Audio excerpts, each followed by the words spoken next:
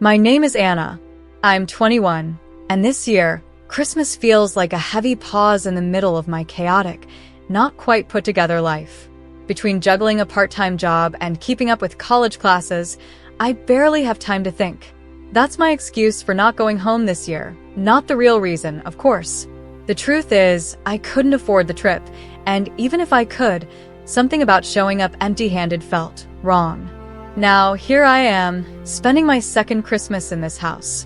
It's not a bad place, really. A big, rambling Victorian with creaky floorboards and drafty windows. The landlord, Mr. Harrison, calls it full of character, which is just a nice way of saying it's old and falling apart in places. Still, it has its charms. The house feels empty now, too quiet. Claire, Sarah, and Emma, my housemates, left a few days ago to spend the holidays with their families. I barely saw them as they rushed out the door with bags packed to the brim, all excitedly talking about gifts, food, and familiar faces. Even Jason, the guy who rents the room down the hall and never seems to care about anything, lit up when he mentioned going home for his mom's cooking. And then there's Mr. Harrison, our landlord. He's in his mid-50s, always polite but distant. The kind of man who shows up to fix a leaky faucet without a word and vanishes just as quickly. He doesn't seem like the festive type, but even he mentioned visiting a friend for Christmas. I guess everyone has someone. Everyone but me. I stare at the Christmas tree in the corner of the living room, its lights twinkling faintly against the darkened room. I decorated it myself last week, half out of habit, half out of hope that it might make the house feel less empty. It didn't work. I shift on the couch, sighing as the silence stretches on. It's strange how loud silence can feel when you're alone. The thought crosses my mind for the 100th time today. How did my life get so dull? After sitting on the couch for what felt like hours, staring at the flickering lights on the tree, I couldn't take it anymore. The silence was unbearable. I needed to do something, anything, to distract myself. That's when the attic came to mind. I'd always been curious about it. The narrow staircase leading up there was tucked behind a creaky door at the end of the hallway, almost hidden. The mystery of it lingered in the back of my mind, and tonight, with nothing else to occupy me, I decided to satisfy my curiosity. Grabbing the half-empty bottle of wine from the kitchen and a glass, I made my way upstairs. When I reached the top, I had to fumble for a switch before a dim, yellow bulb flickered to life, illuminating the attic. It was exactly what you'd expect. Dusty old boxes, forgotten furniture, and cobwebs in the corners. But there, in the center of the room, was a desk. I approached it, the floor creaking beneath me, and set my glass of wine on the worn wooden surface. The desk was large. The drawers were slightly ajar, as if inviting me to look inside. I hesitated for a moment. This was Mr. Harrison's house, after all. But the wine had made me bold, and curiosity got the better of me. Sliding open the first drawer, I found nothing but a few scattered pens and a broken watch. The second drawer was filled with yellowed papers, invoices, and receipts. But it was the third drawer that caught my breath. Inside, there were photographs. I pulled them out carefully, brushing off the dust. They were old but well-preserved, black and white snapshots of a much younger Mr. Harrison. He couldn't have been older than his mid-20s in the photos. I couldn't believe it. He looked incredible, ruggedly handsome, with sharp cheekbones, piercing eyes, and a confidence that radiated from his stance. In one picture, he was leaning against a motorcycle, wearing a leather jacket and an easy smirk. In another, he was standing on a beach, shirtless, the sun highlighting his toned physique. My cheeks burned as I stared at the images. It was so different from the quiet, reserved landlord I knew. It was almost like looking at a stranger. As I set the photos aside, I noticed a thin envelope tucked beneath them. It was worn, the edges soft from age. I opened it cautiously, finding neatly folded papers inside. They were poems. At first, I couldn't believe it. Mr. Harrison, the gruff and stoic man I'd seen fixing leaky pipes and fiddling with thermostats, writing poetry? The thought made me laugh softly to myself. But as I unfolded the first page and started reading, my laughter faded. The poems were good. Better than good, actually. Some were short, almost like whispers of thought. Her laughter, a thief in the night, stealing silence from my bones. Others were longer, their verses flowing like rivers of emotion. There were pieces about longing, about regret, and most surprising of all, about passion. One in particular caught my eye. It was explicit, but not in a crude way. It described a moment between two lovers, their connection raw and unfiltered, yet wrapped in a veil of tenderness. I felt my face flush as I read it. The words painted vivid images in my mind, and I couldn't help but imagine him, young, confident, and full of fire, writing these lines. It was hard to reconcile this version of him with the man I knew now. I wondered who had inspired these poems, who had been the subject of such fierce desire. I sat there for a long time, the wine forgotten beside me, rereading the poems and glancing at the photos. It felt like I was uncovering a side of Mr. Harrison that no one else knew, a version of him that had been locked away and left to gather dust in the attic. The thought made me feel strange. Not in a bad way, but in a way that made my heart beat a little faster. I realized then how little I really knew about him. He was just Mr. Harrison, the landlord, a man who existed on the periphery of my life. But these poems, these photos, they hinted at a depth I hadn't imagined. As I folded the papers back into the envelope and placed it carefully in the drawer, I couldn't shake the image of him from my mind. The young man in the photographs, the poet behind the words, the person he used to be. I was still sitting at the desk in the attic, staring at the envelope of poems and the photos, when I heard it, a loud thud coming from the living room. My heart jumped.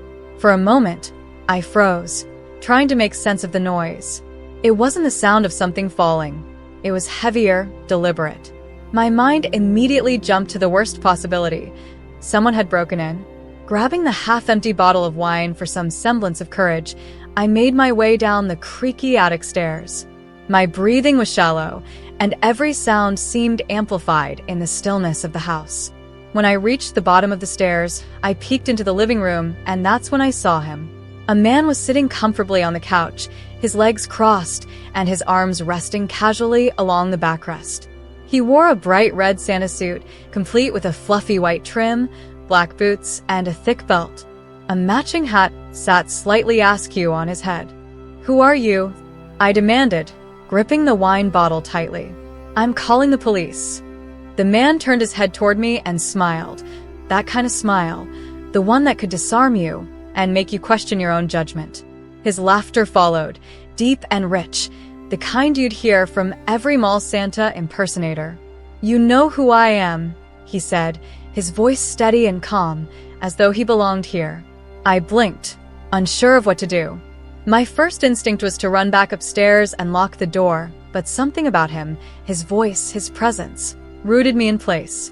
"You're crazy," I snapped, taking a cautious step forward. "Am I?" he replied, tilting his head slightly. "Or maybe you're just not thinking clearly. With all that wine and solitude clouding your mind." I swallowed hard, suddenly unsure if I was imagining things. Was this real? Or was my loneliness playing tricks on me? The man looked strangely familiar, but I couldn't place him. Against my better judgment, I decided to play along. "All right," I said, forcing a shaky laugh. "You're Santa Claus, then?" He stood up slowly, smoothing the front of his red jacket, and took a step toward me. "Are you?" I began, my voice trailing off as I struggled to finish the thought. "Yes, my dear," he said with a nod, cutting me off before I could finish. "It can't be true," I exclaimed, shaking my head. "I'm not a little girl anymore, so you can't fool me." "Well," he said with a playful glint in his eye, "no matter how old they get, everyone is still a little girl or boy inside."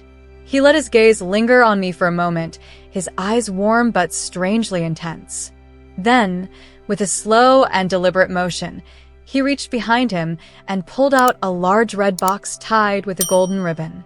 "I have a present for you, dear," he said, holding it out. My mind raced. What was going on? Why did this man seem so familiar, and why did his presence feel oddly comforting despite the absurdity of the situation? "Go on," he said, his smile widening. "Take it. It's yours." I opened the gift to find a very large toy in festive colors, shimmering with reds, greens, and golds. "Do you like it?" Santa Claus asked, his smile lighting up the room. I blushed, speechless, as heat rose to my cheeks. "Why don't you try it?" he suggested, his voice a warm whisper. Without hesitation, I sat down on it. Santa Claus began massaging my shoulders, and I began to explore the gift. The sensation was like being immersed in a forbidden delight, the textures and contours stimulating an awareness that tingled through every nerve. The colors seemed to pulse in time with my heartbeat, each movement sending waves of anticipation and excitement through me.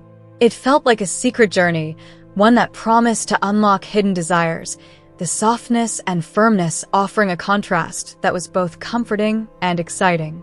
Santa's touch was like an endorsement, a silent permission to embrace this moment of indulgence, letting go of the outside world to find comfort, connection, and perhaps a new understanding of pleasure in the quiet of Christmas night. Santa leaned closer, his breath warm against my ear. "I was the model for this toy," he whispered, his voice almost like a confession. "I want to check it out," I said, my voice shaking with a mix of curiosity and desire. He chuckled, a sound that echoed with the tinkling of the bells, and gently led me by the hand toward the fireplace. The room was bathed in the soft glow of the twinkling Christmas lights. The scent of pine from the nearby tree mixed with a hint of cinnamon from the mulled wine simmering on the stove, creating a heady atmosphere. Near the fireplace, Santa guided me to sit on a plush red velvet cushion.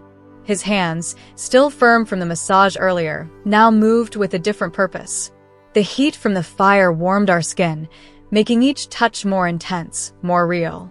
Their whispers were promises of warmth and comfort in the middle of the cold winter night. The lights around us flickered, reflecting the sparks between us, creating a world where time stood still, where every sensation was heightened with the magic of the season.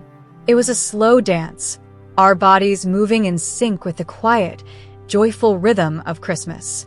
"I have to go now, sweetie," he smiled. "Ho ho ho, Merry Christmas." Santa Claus," I exclaimed. "You forgot something." When Santa turned to look at me, his mouth dropped open, and he stood motionless in front of me. He looked like the cat had gotten his tongue. "Should I call you Santa Claus or Mr. Harrison's?" I chuckled, holding the fake white beard in my right hand. I couldn't help but laugh, the tension of the moment dissolving in the warmth of the room. "This was quite a surprise, Mr. Harrison. But I must say, this has been the most memorable Christmas I've ever had,"